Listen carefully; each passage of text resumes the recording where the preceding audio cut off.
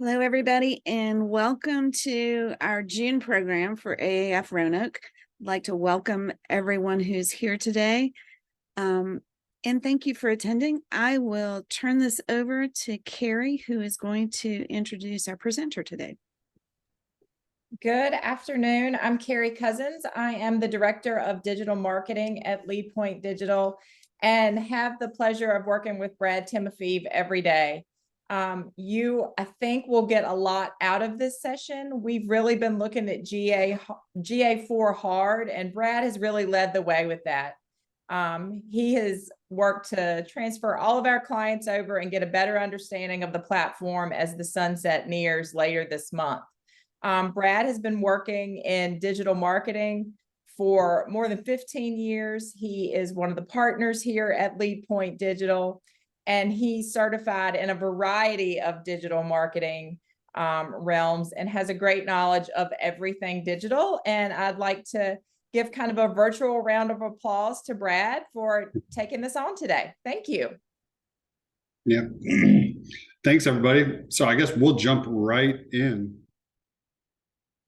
Okay, can everybody see that all right? Heading on. Yep, cool. So as Carrie mentioned, thanks for the introduction, Carrie.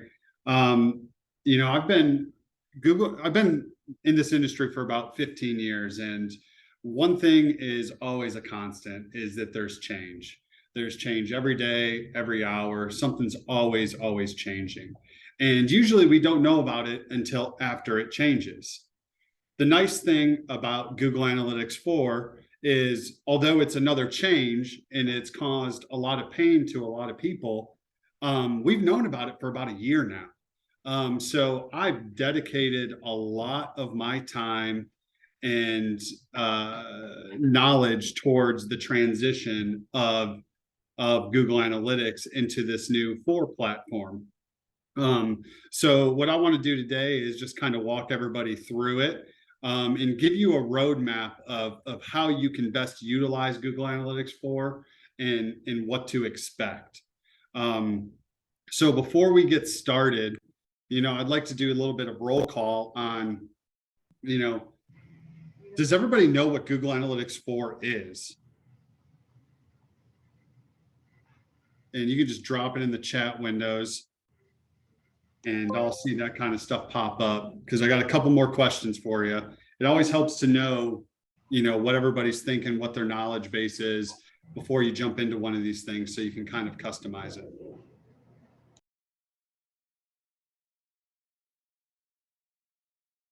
Cool. Lots of yeses so far, though. So that's good. I mean, Google has definitely made us aware of it, which is rare. So how many of you have Google Analytics 4 set up?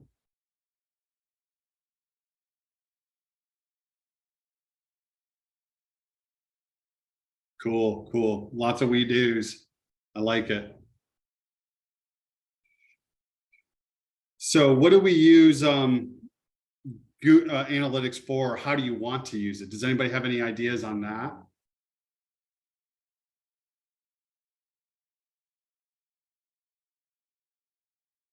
Not really. Just kind of have it set up right now. And it sounds like a lot of you probably aren't 100% sure if it's set up properly, maybe. Hey, we got it installed, but it's so different than the current version. Does everybody feel that way, or that it is set up properly or not? Or you just don't know? That's always an answer too. I don't know is fine. All right, so it sounds like it's pretty, there's a lot of unknowns here of what is Google Analytics 4? What can you do for it? Is it set up properly? Nobody really kind of knows, and don't feel concerned with that. A lot of people don't know. A lot of people in our industry don't know. But luckily, I've been digging into this for a year, have done a lot of work in Google Analytics 4, and I hope I can clear up a lot of that knowledge for you today. So what we're going to go through is a brief overview of what analytics is from our perspective, and what is GA4. What's that difference between GA3 and GA4? So that's the old version of it. What's its capabilities, and what you should expect when you go into setting this up and looking at these reports. I'll also show you how to install it. We may skip through that and leave more time for questions because it sounds like a lot of you already have it set up. And then I want to give you some tips on what you should be looking at and outside of the basics, a little bit more advanced knowledge, so you can make sure that you have GA4 doing what you need it to do for you. And then at the end here, I got a special offer for everybody that you can take advantage of to continue your learning in GA4. So what is analytics? It's simple, right? We all kind of know what it is. It's data collected from your website. But I have app in there now because in Google Analytics 4, you can actually track your application data. So if you got an app on iOS or Android, you can actually track all that through analytics now and integrate that with how it's performing on your web. You get a more full experience of it. But what analytics does, it gives you data on what, when, and where. I call that quantitative data, right? It gives you numbers. And one of the most common things I see is I'm looking at a lot of numbers here. I'm skeptical because I don't know what any of it means. And that's really what analytics does for you, right? It just gives you information. Those are number-driven outcomes, right? So analytics is really only great to reference when you already have a goal, target, or question in mind. So you use that to support or find information on what you're trying to achieve. What analytics doesn't tell you is why, right? I call that qualitative data. You're not going to get qualitative data from analytics. You're only going to get the number-driven outcomes from it. So there's other ways that you can track qualitative data. There's heat mapping tools out there that trace and record visitors on your website on where their mouse goes through the screen, what they're clicking on, how they navigate to that through that. You can do customer interviews. So just talking to your customers and finding out, get that voice of customer. Recently, we had a client that was going through this process of goal tracking and trying to figure out what they want to use Google Analytics for. And what they did is they put a customer survey out there and they asked them to give feedback. And what they found is that their registration process for their programs is pretty comprehensive, and it's not easy to understand. So what analytics can tell us is, hey, why are people coming to my form page and they're not filling out the form? I had 1,000 visitors to my form page, but only 5 people filled it out. Analytics isn't going to tell you why. Analytics is just going to raise the flag and say, hey, you may want to look at this because there's something going on here, because not that many people are actually going through that form submission. I always look at it as a crime scene investigation, right? It's just that supporting information. So what's GA4? It's Google's latest version of analytics tracking. It's replacing Google Analytics 3, which most of us probably heard it called Universal Analytics. What I find super funny about this is I've only known it to be called Universal Analytics. And then randomly, Google comes out in the last 4 months or so and starts calling Universal Analytics Google Analytics 3. I never knew it was Google Analytics 3. So I guess that's kind of a communication thing. So if you hear me refer to Google Analytics 3 or Universal Analytics, I'm not doing it to confuse you throughout this process. I've just always known it as Universal Analytics, but I'm trying to change my terminology to Google Analytics 3. Here's the scary part is Google Analytics 3 goes away in July 2023. What that means is you're still going to have access to your data, but it's not going to collect data anymore. So if you don't have Google Analytics 4 set up, you're not going to be able to see any data that's happening on your website or your app. So definitely in the next 21 days here, You want to get that switched over to Google Analytics 4 so you don't have a gap month where you're not collecting data on your website. Here's the part that really freaks people out is Google Analytics 3 data is going to be completely erased in December 2023. It's going away entirely. They're getting rid of it. And that freaks a lot of people out. But what I've realized, it freaked me out.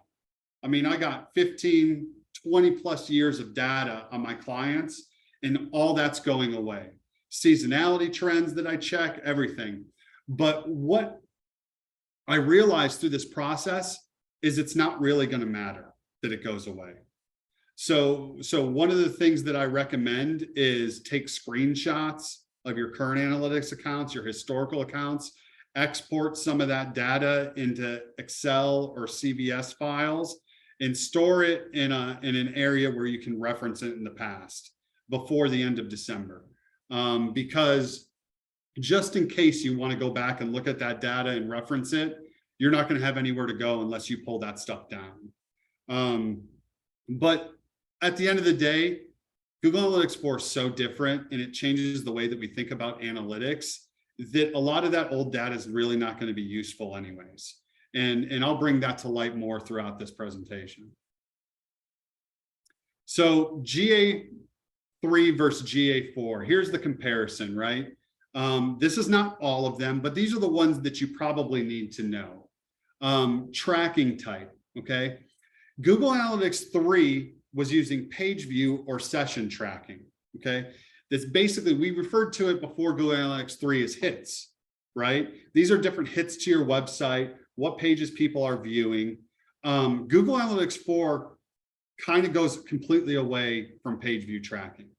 What they do is they're setting up event-based tracking. And I'll get into more information about what event-based tracking is throughout this. App tracking. Google Analytics 3 does not offer application tracking on iOS or Android. Google Analytics 4 does. Cross-device tracking. Okay, so that's when you visit a website on your mobile phone or your tablet or a website, right? You're bouncing back and forth between all these devices. Google Analytics 3 does not know that you're the same person when you're bouncing between these devices and viewing a website, whether it's on your phone, your tablet, or desktop. Google Analytics 4 uses machine learning technology, and it can actually tie you in and say, oh, Brad visited my website on a mobile phone, and now he's on a desktop. Now, it's not going to tell you that Brad did this, but it's going to tell you that in the form of numbers that this is one unique user on your website, where Google Analytics 3 would track that as 2 or 3 unique users. So that's super important to understand when we go into this, and when we get to the expectations, I'll talk more on that. Google Analytics 3, it does have event tracking, but you have to set it up. You have to have advanced knowledge. You have to know what you're doing. You have to have some coding background to set that up. Google Analytics 4 automatically does it for you. All right, they got a few features in there that automatically set up for you. You can still set up custom events, but you still, in Google Analytics 3, you had to have advanced knowledge to do that. In Google Analytics 4, it's a much simpler user interface. So it's a couple points and clicks, and you can set up event tracking on the behaviors of your audiences. We already talked about machine learning. One of the biggest differences is you've probably already noticed, and it causes you a lot of heartburn, is standardized reporting. Google Analytics 3 provided us tons of standardized reports. Here's the information that is important to you as a user of Google Analytics. Google Analytics 4 has very few standardized reports. And I think that's where a lot of the shock comes from, of where'd all my information go? I don't have all this information. And the reason being is because Google Analytics 4 allows you to set up your own custom reports in a simple interface. One of the big conversations, I think I even gave a talk about this last year to this group or another group around here, is data privacy. Everybody knows and has seen those pop-ups. Do you accept cookies on this website? Do you want to keep your information? And sometimes they don't even really give you a choice, right? It's either you accept it or you hit the close window. You can't really deny it. And the reason being is because if somebody said, no, I don't want you to collect data on me, it wasn't possible in Google Analytics 3 to say, oh, Brad doesn't want his data tracked. I'm going to remove that from my reports or from my analytics tracking. Google Analytics 4 has an interface that you can actually take those requests for people who don't want to be tracked and remove their data to stay in compliance with those privacy laws. It's not 100% easy, but it's possible through there. And there's a lot of tutorials out there on how to learn to do that if that is a thing for you. Data retention. So how long does the data stay in my analytics account? Well, it was unlimited for Google Analytics 3. When you set it up to the day that you collect it to today, it's going to keep and retain all that information. Google Analytics 4, by default, it only sets up 2 months of data. It only retains 2 months worth of data, but you can set that up to 14 months. Now, there is confusion on that in the market of, I can't keep my data.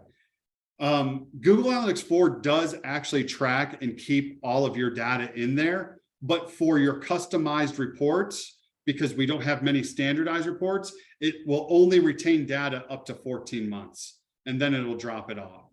Only for customized reports. So the data in the standardized reports that Google Analytics 4 gives you, it'll keep that historical data the entire time.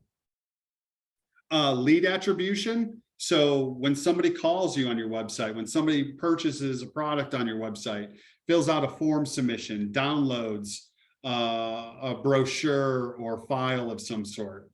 Google Analytics 3, you had to have advanced knowledge to set that up and track that data. Didn't come out of the box.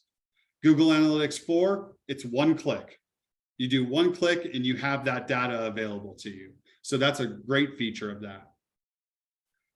Lead type. So typically when a lead comes through your website, what Google Analytics 3 does is it looks at the last click before that conversion happened, right? So most users don't browse like that, right? They'll go to social media, they'll go to Google, they'll maybe click on an ad, and really all the attribution of that lead goes to the last source that that person interacted with. So if they've seen you through the search engines or they've seen you through social media and they click on social media and take action on your website, all that marketing gets attributed to social media. That lead gets attributed to social media. Google Analytics 4 doesn't do that. What Google Analytics 4 does is it'll distribute the data evenly across what sources they visited or consumed your information on. So if they saw your social media post and clicked on it, but didn't take action, and then they went to search engines and looked you up because they're ready to take action, took action there, it'll actually only attribute 50% of that lead towards search, and it'll attribute 50% of the lead towards social media. Does that make sense? Just give me a head nod or, okay. Hey, Brad, I got a question for you. Will it also, you talked about 2 instances where there's actually an action, like a click on a social or a page. What about like any sort of like view through thing? Will it attribute that in a lead or? Yep. Okay. Yep. So cross-domain tracking. I'm going to sit tight on this one because we'll talk about it in a later slide here. But cross-domain tracking for Google Analytics 3 was very cumbersome to set up. You really had to know what you were doing. So that's when you have multiple websites and you're passing visitors between multiple websites. They were viewed as 2 different properties, 2 different instances, and all your referral traffic came from your other website, but you never really knew where it came from, that true traffic source. Google Analytics 4, much simpler interface, 2 steps. It's set up, it pumps all that code into the website, and it makes your 2 websites or 3 websites or 4 websites one. So when you're passing data between each other, you can see that full customer or user experience from the inception of it to the completion of an action. And then what Google Analytics 4 also lets you do is you can import offsite customer data. So if you have an e-commerce store or you have a login section where people have to have usernames and passwords, you can actually upload that data to Google Analytics 4, and you can measure and understand the behaviors of your registered users and how they interact with your website. And again, that's pretty easy. You just upload it right to a area in the admin section of Google Analytics 4, and then it segments it all out accordingly.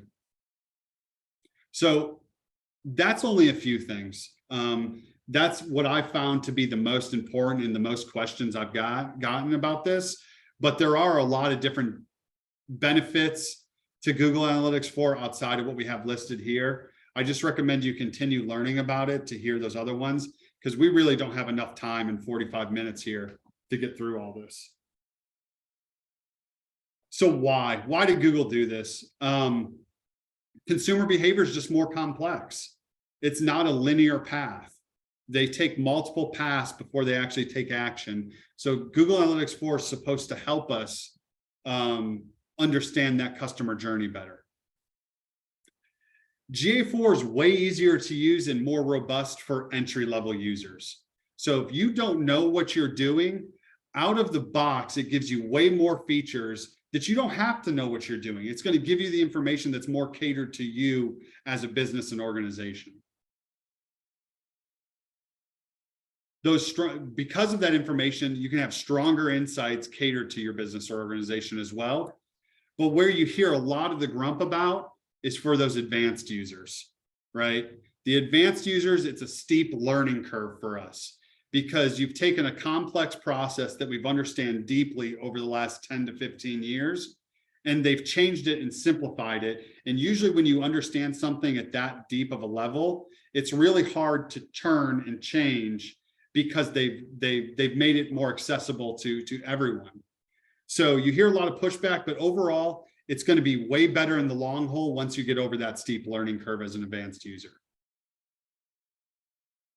So what do I mean by consumers browse differently?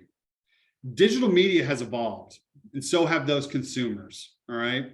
A consumer may interact with your brand in various ways and on various devices. So like I mentioned earlier, they'll visit you on a mobile device, tablets, work desktop, home desktop, applications, all those different things, right?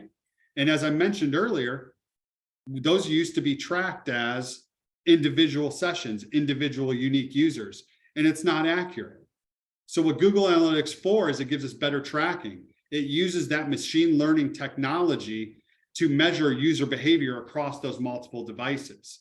Rather than looking at them as 4 different unique users, even though it was all Brad, it looks at Brad as that user and carries my journey through that in those processes. Now that's all behind the scenes. That's all machine learning. Okay, Google doesn't come out and say, these people are visiting your website through multiple devices. All you're going to notice on your end is my users are lower in GA4 than they are in Universal Analytics, right? And that's going to freak everybody out. It's going to freak your stakeholders out. It's going to freak you out personally. It's going to freak your clients out.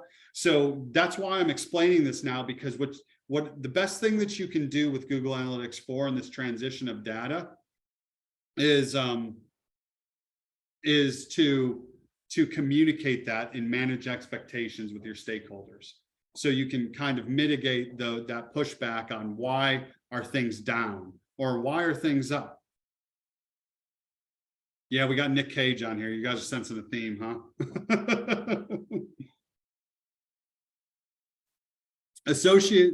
What Google Analytics 4 does too is it associates, oh, we already went through that. Every interaction is an event, right? So rather than sessions, page views, all that other stuff, what are they physically doing? And I'm going to go into that here in a second. And it's all customized to your needs. So what's event tracking?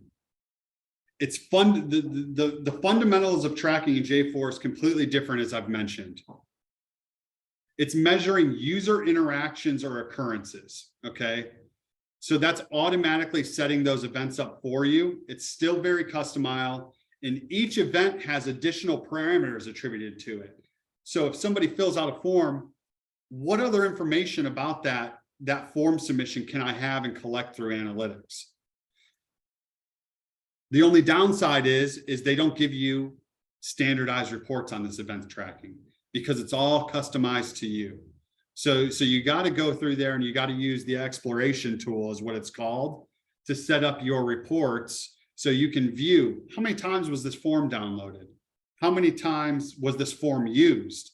How many products were, or what products were purchased from my e-commerce store? So here's some events that you can track. It still tracks users and sessions. So I've been kind of saying like, hey, that it doesn't track like that anymore. It still collects that information. It's just going to be different. It still tracks page views. It just tracks it underneath an event rather than you go look at your page path port or your behavior port in Google Analytics 3. Still tracks page views. What it does is it tracks form submissions. It tracks when somebody starts a form but doesn't complete it, right? The only way that could be done before is if you set it up. It automatically tracks document or file downloads. So if you got a lot of PDFs or documents on your website, it'll track those and it'll tell you what people downloaded. It even tracks page scrolls, right? As you scroll down the page, you can see how far somebody scrolls down. That's great insight to a marketer, because if my call to action is at the bottom of the page and people are only scrolling 50% of the way down this page, well, that's probably why my form's not getting completed as much, you know, or maybe it is getting completed a lot, but we're leaving opportunity on the table. It tracks outbound clicks. So when you have links on your website to a different website, you couldn't track that out of the box with Google Analytics 3. Google Analytics 4 tracks it all for you. Video engagement. A lot of us have videos on our website. Now we can track watch rates on our videos. Do they watch it 25%, 50% of the way through? Do they pause it? Do they rewind it? Do they watch it through completion? What was the name of that video? What page was on that video? All that's tracked in Google Analytics 4. You could do this in Google Analytics 3 and Universal Analytics. We did it for our clients. We've tracked all these things for our clients. But what we've had to do is we had to go set that up manually. And we had to know what we were doing. We had to have the coding knowledge to do this. If you take donations on your website, you can track donations. You can track clicks to call. If you just have email addresses listed on your website, you can track those. So I got some asterisks on here, right? The singular asterisks are, these are out of the box features in GA4. So when you go set it up, you get these out of the box. You check some boxes on what you want to track, it sets it up for you. Now, some of these have a couple asterisks. Those are available out of the box, but what I've found is it's still a little buggy. So form submissions sometimes are way overinflated and they're not realistic, or they're underinflated. So sometimes you have to go turn some of these out of the box features off if they're not tracking properly, and use their easy tools to go set it up properly. That's why I put those asterisks on there, because you may look at it and say, this isn't right. It is still a little buggy. E-commerce events, right? So for advanced users with those e-commerce stores, you can collect more data. Purchase information. So those are transactions, right? User login. You can track if somebody logged in with their account or checked out as a guest, when they began their checkout process, when they removed items from their cart, whether a promotion or coupon was used, how frequently was it used? Did they just view the cart? Did we have to refund them? In the past, Google Analytics 3, there's no refund information in there. You, as a marketer, you didn't know what the true revenue was generated in that month or day or week. But now you can attribute the refunds to it, and it dials it in to get it closer to where it's supposed to be. And it can track much, much more, all right? Again, the double asterisk on this one is the purchasing, the transactions. If you got an e-commerce store, it's available out of the box. But what I found is it is a little buggy. So does require a little more setup if it's not working and the numbers aren't matching up to your e-commerce store. So I've mentioned parameters throughout this. And on every event that happens on your website, whether a phone number was clicked on, whether somebody downloaded a PDF or submitted a form or purchased a product on your website, that event that's tracked has additional parameters on it.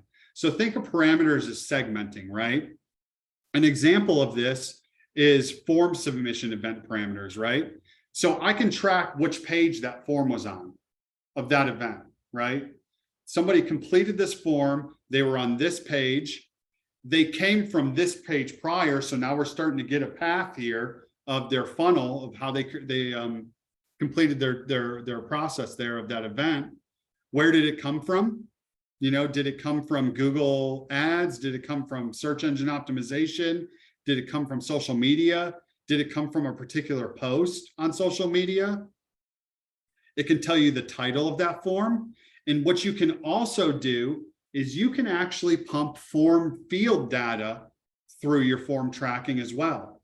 So a lot of questions that we get from our clients is, hey, I got quite a bit of spam through our forms this month. How accurate is that form number? The only way to check that is to log into your website, go view the submissions and say, yeah, out of the 25 forms you received this month, 4 of them were spam. So actually we really got 21 leads. Well, now you don't have to bounce back and forth between the systems. What you can do is you can pump data in from your fields on your forms into analytics, and you can start to see the quality of that form submission right there in analytics. Now, form field data doesn't come out of the box. Okay, that's something that you'll have to set up a parameter for on your own to do that. But it has the capability to do it. An e-commerce example here is item name, item cost, add to cart, remove from cart, total transaction revenue, and much more. Whatever your imagination can whatever you can imagine in what you want to collect with a particular event, you probably can. Some more GA4 capabilities. So we talked about cross-domain tracking. I explained that a little bit earlier. Did that make sense to everybody, or do we want to go into more detail on that? Head nod or no, thumbs up. Okay, we'll go into it a little bit more. So this may not be applicable to everybody, but what it does is if you have multiple websites that you're referring traffic from, I know we got some partnership people on the call today. You guys have multiple websites. You got Roanoke Outside, you got the regional partnership website, you got Get to Know Noke, you have those resources, right? Odds are you're referring people between those websites. And right now, what it's probably doing if you don't have cross-domain tracking set up is it's saying you got X amount of visits to Roanoke Outside from Roanoke Regional Partnership. But what it's not doing is it's not telling you, how did that person find Roanoke.org and then they went to Roanoke Outside. So it'll take that originating tracking source. It's super, super, super important for understanding the user journey through your multiple websites. So if you have multiple websites, I suggest that you set them up. If you have a subdomain, so say I had careers.leadpointdigital.com, and then I had leadpointdigital.com. You don't need to set cross-domain tracking up for subdomains. It's automatically calculated. It knows the referring between it. Where in the past you had to set cross-domain tracking up with subdomains. So J4, you do not have to set up cross-domain tracking with subdomains. Make sense? It's a very complex issue. If you have more questions on it and you're in this situation, just reach out to me. I'll have my contact information at the end of this, and I can help you walk you through this and set up what you need to do in that situation. Create custom reports. Those are called explorations. We talked about those already. We've already talked about the parameters. One thing that I like a lot about Google Analytics 4 is it'll detect anomalies in your data. So if you have a big spike one day from a particular traffic source, or you had an enormous amount of form submissions, what Google Analytics 4 do is they'll send you a notification and say, hey, we had unusual traffic, or we had unusual volume on this event. It'll flag you to go look at it, and then that'll allow you to gather the qualitative data to determine why did that happen. It's huge, huge advantage to marketers, because in the past you had to go identify that stuff. Now they just shoot you a notice. Audience segmenting. So they have automated audience segmenting. So they'll build different audiences for you. They call it predictive segmenting or predictive audiences. And you can also set up your own audience. So what's that good for? That's great for like remarketing strategies, right? That you want to do on social media or through Google or other programmatic providers or advertising solutions. That's basically the equivalent to it. The nice thing is they put some predictive analytics in there too and build these audiences predictively. So it gives you more to work with. And you're going to see this a lot, and you have already, and more. There's just so much more to this. We just don't have enough time to get through it all. So what should you expect? It's easier for entry-level users, as we've talked about, right? That's the takeaway. It's much easier for somebody to come in here that really doesn't know the advanced angles of analytics. It gives you more data to that. It's going to be a learning curve for the advanced users, but it forces you to think differently. And honestly, it forces you to think properly about website analytics. I think we've leaned on a crutch too much to say, look at all these visitors that came through my website. Look at all these form submissions. But what's the quality of that? How did they get there? What happened? It gives you more of that qualitative data and forces you to look into it deeper. Users and sessions, they're not going to match your historical GA3 analytics. So if you're going to try to compare to those, you're just going to find yourself in problems. I recommend the day that you set it up with GA4, go off that data because it's not going to match. The fundamentals of tracking are completely different between the two. Those automatic events, even though it's great for entry-level users, some of them are still buggy. They don't work 100% as intended. On some of my clients, they work perfect without any additional setup, but most of them, they don't work perfect. That really refers to these two events, form submissions and video engagement. Everything else is pretty good, but form submissions and video engagement, I noticed, are a little bit buggy and require a little bit more setup when you're in GA4. We talked standardized reports are limited, and that you'll have to create your own reports through explorations because those reports are very limited from a standard perspective.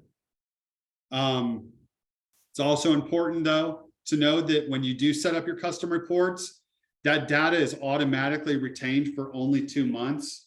You're going to want to go through and set that up for 14 months, and then it drops off from those. So what do you do? All right. Before you set up GA4, have a plan, okay?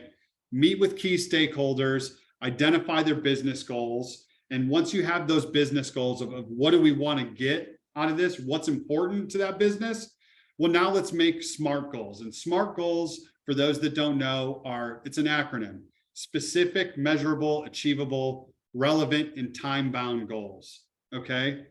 And then what we do is those are the goals that we want to track through analytics. So you want to identify additional dimensions and metrics. We haven't talked about dimensions and metrics. Dimensions are contextual, okay? What's the product name? What's the form name? What's the campaign name? What's the page name? And more, right? It's how you chop your data up. Metrics, that's quantitative, right? It's transactions, quantity, how many users, just a count in general, time on site, things like that. And then what you want to do is, after you have your goals, you want to prioritize the implementation of this tracking. So I recommend just starting with one, right? Let's get one in there of our goals and let's track it and let's make sure it's set up properly and it's going well.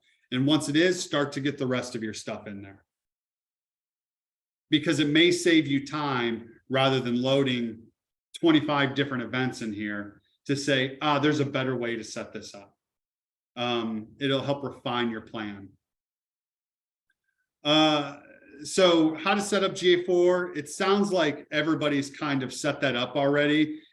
In the chat window, anybody who hasn't set up GA4, can you let me know? That'll help me know if we need to go through this or not, because I may just skip to the end here, skip this part.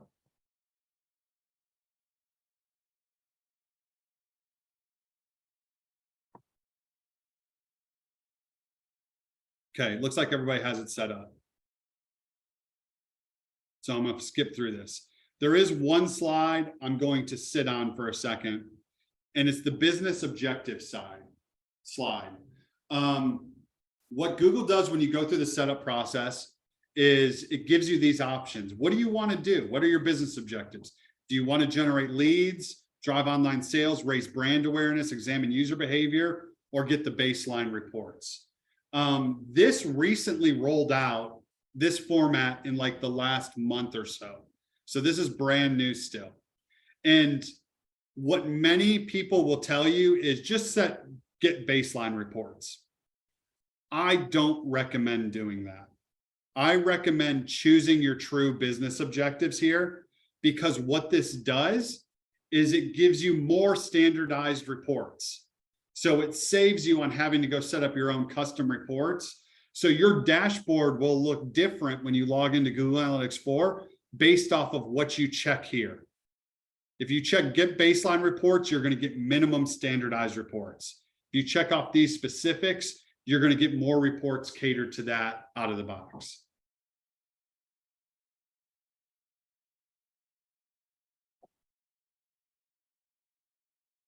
So some pro tips, as we talked about, is kind of a recap. Have a plan, identify those goals, identify those key performance indicators. Do not use the setup wizard if you haven't set it up yet. That causes more problems than it helps. Because what it does is it tries to look at your old analytics account and it tries to modify it to fit Google Analytics 4, and it's typically not ideal. So do not use the setup wizard if you still haven't set it up yet. Set up custom dimensions for better reporting. So what do you want to learn, right? So if you use a visual editor or a visual report viewer, like Looker Studio, Google's Looker Studio, or Tableau, or anything to that nature, what you want to do is you want to set up custom dimensions, because what you can do is all those parameters that you're catching on your events, they're not set up as a dimension. They're not contextual in the reporting format. So it's really easy. All you do is go into the admin section, click custom dimensions, and you just add what you want to track, and you pull the parameter in and say, I want to track this. And then it allows you to visualize those reports. It's very difficult to explain, but when you see it, it makes a lot more sense. Set up customer events for specific parameters. So say you don't want to pull in all of your PDF downloads into one event. Say, I want to see how many people have downloaded my company brochure. And that's a key performance metric that my stakeholders have identified, or I personally have identified. What I recommend is setting up an event for that file specifically that it's downloaded. So it pulls it out of your file download event, and it says, this is how many times your company brochure has been downloaded. It just saves some time in trying to dig and filter and figure out how many people downloaded this specific file. Does that make sense? Head nod? No? Yes? Cool. Turn off of automatic event tracking for form submissions and video engagement if it's not working properly. So basically what I'm saying there is if you find out that the out-of-the-box features are not working properly, turn them off. You can go to the admin section, click on your data stream, and just uncheck those. Because when you go set up a custom event to track those properly, you don't want to be confused when you go back in and look at these reports and say, hold on, which one's right? Right? Just turn the ones off that aren't working. We didn't go into much conversion tracking, but events are not conversions at the end of the day. Okay, they're just behaviors and actions that people are taking on your website. If there's a conversion that's more important than the other, you probably want to set that up as conversion tracking. What that does is it gives you more flexibility in your report viewer to cut and chop that data up accordingly. Typically, conversion tracking is purchases, form fills, clicks to call, maybe it's a specific file downloaded. Really easy, just log into your admin section, click on events, and it gives you a little checkbox. Do you want to track this as a conversion? check that box and it moves it into the conversion folder. We talked about expanding event data retention to 14 months. Make sure you link your advertising accounts. So if you got Google Ads set up, link it all together. Gives you some powerful extra data on that. And then try to set up custom audiences based on your user behavior. Measure how many people are visiting a specific page and collect that data over time, because you may want to use that in the future to market smart to your to those audiences and encourage them more on a specific process. And the most important thing, GA4 is constantly changing. So keep learning, keep identifying ways, because once this launches, I imagine there's going to be a flurry of changes because Google's going to get a lot of feedback, right? So stay up to date. Keep registering for more webinars, purchasing online courses. I actually have a course for you that I highly recommend. You can get a 10% discount on it by going to that link. And what this course does is it goes into a more detailed look into Google Analytics 4. It helps you how to plan your setup. So it looks more at that qualitative side of why. What does this mean to me? Because what happens is you're going to go into a lot of these webinars and registrations, and they're going to be super technical, and they're going to talk about all the code in the background and how they do machine learning. Honestly, at the end of the day, as marketers, I don't really care how you're collecting it outside of a couple things. I really want to know what it means. And this course goes through that about what it means and how to get some qualitative data out of that. It also gives you a demo account to where you can go play with it and test tracking. And they walk you through tutorials on how to set this stuff up yourself. It helps you build meaningful reports through the explorations and how do you get insights from that reports. And then also it tells you what you should think about when migrating from GA3 to GA4. And what I love about this the most is they update it regularly in nearly real time. So as Google Analytics 4 changes something, or they move a feature to a different area, or they add a new feature, this course automatically updates. So there's a lifetime value to it. That you constantly get information. Now, a little bit on this link and this 10% discount. This course is offered by Analytics Mania. I highly trust them. I've followed them for years. I've met with the people over there. They're great people. They know what they're doing. They're analytics pros. I've noticed that this link isn't attributing the 10% discount on initial sign up. So if you actually take advantage of this and you don't see it after checkout, apply the 10% when you log into your account, let me know. I'll contact them directly to make sure you get that 10% discount. So does anybody have any questions?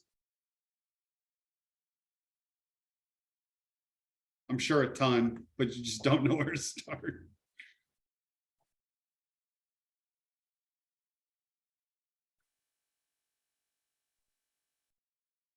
I have a question, if I could jump in.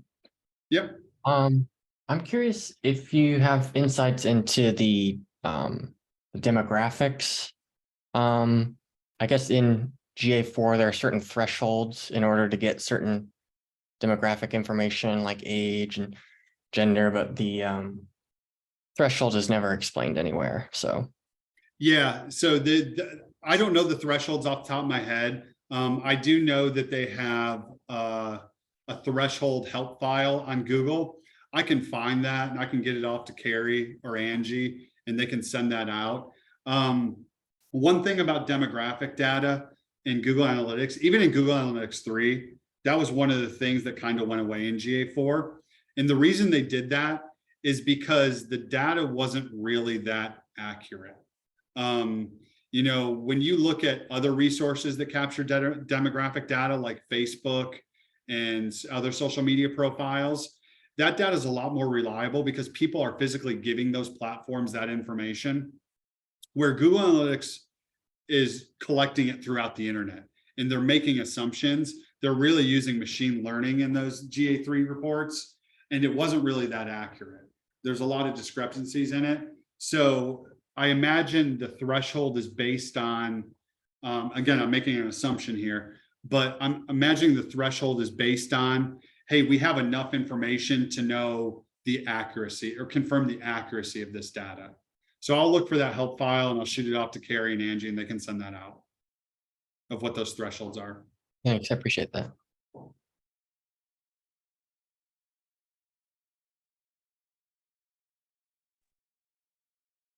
Any other questions for Brad?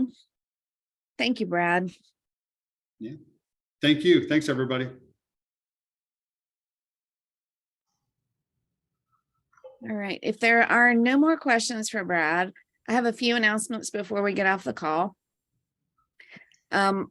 One, we just had the National American Advertising Awards Gala, and our club walked away with a couple of awards. So Megan D out of Virginia Tech won a National Gold Addy Award for her poster, Vote Them Out. And then we had a student Silver Addy winner from Jack Campbell in his goat. Oh, Carrie, help me out. Goat video. It was Is a that right? sports video called Goat More Than Shoes. Thank you. And then on top of that, for our district, Liberty University won first place in the National Student Advertising Competition, which was, they did a really great job. So kudos for our local club and for our district. So those are great achievements from people who are part of this club. I heard golf clap. That's what that felt like. So, and then we have a couple of events to tell you about. The Buzz Watch Party about the arts and economic development in Roanoke, Virginia is on June 21st. And if you are interested in attending that watch party, I think Victor just posted it to our chat.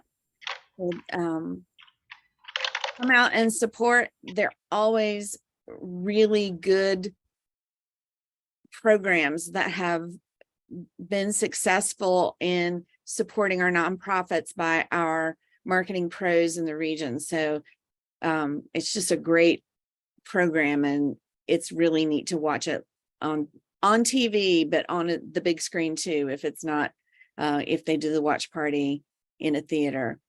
And then on June 30th, our Add2 club is having a kickball tournament, and that's a Friday night. It is not limited to Add2 members. So we have teams that are set up. It can be a company team if your company wants to field a whole team, or if you want to be an individual that just gets put on another team that is being made up of other individuals, then you can just register as one, as an individual.